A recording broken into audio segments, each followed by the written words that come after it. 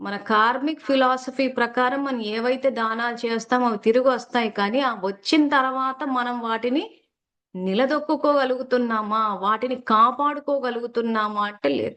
అహంకారంతోటి, లోభంతోటి పోగొట్టుకుంటున్నాం మనం. అందుకే హిరణ్యకశిపుడిది వేసి చూపించాం. సో, అంత్యంలో నరసింహావతారం ఎత్తి మళ్ళీ అది అవతరణ జన్మ కాదు. మనకు క్లారిటీ వచ్చేయాలి ఈ విషయాల మీద. సో, అవతరించి సంహరించాడు. హత్య చేయలేదు.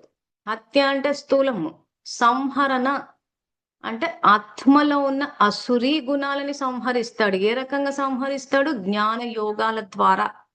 సో, ఒకవేళ మనం తెలుసుకుని యోగం చేసుకుని చేస్తే సింపుల్‌గా అయిపోతది. తండ్రిని గురువుగా పెట్టేసుకుంటే.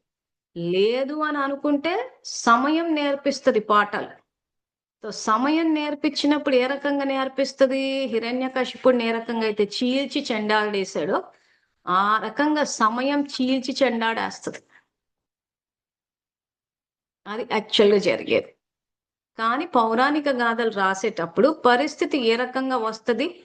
సో, భగవంతుడు అది ఏ రకంగా చేస్తారని చెప్పడం కోసం ఆ రకంగా నరసింహావతారాన్ని రాసి, ఆ హిరణ్యకశిపుని చీల్చి చెండాడేసినట్టు చూపిచ్చారు. అంటే సమయం ఆ రకంగా చీల్చి చెండాడేస్తది. సృష్టి మొత్తానికి ఇక్కడ భగవంతుడే డైరెక్టర్. సో, డైరెక్టర్ చెప్పినట్టు వింటే హీరో పాత్రధారులం అవుతాం. అదే డైరెక్టర్ చెప్పిన దానికి వ్యతిరేకంగా వెళ్ళి, మన సొంత యాక్టింగులు చేస్తే విలన్‌లే అవుతాం. సో, మహాభారతంలోని యుద్ధానికన్నా ముందు సంఘటన గనక తీసుకున్నప్పుడు, ఇటు దుర్యోధనుడు, అర్జునుడు ఇద్దరూ వస్తారు కృష్ణుడి దగ్గరికి సహాయం కోసం. సో, దుర్యోధనుడు అక్షౌణి సైన్యాన్ని అడుగుతాడు. అర్జునుడు మీరే కావాలి అంటాడు. సో, సత్యమైన భక్తులు ఏం చేస్తారంటే భగవంతుడినే కోరుకుంటారు. ఈ షో పుట్ ఆఫ్ వాళ్ళు ఎవరైతే ఉన్నారో, ఇదిగో ఈ రకంగా ఆడంబరాలకు వెళ్ళిపోయి భక్తి అంటేనే ఒక షో చేసుకుంటూ ఉంటారో, వీళ్ళు అక్షౌణి సైన్యాన్ని అడుగుతారు.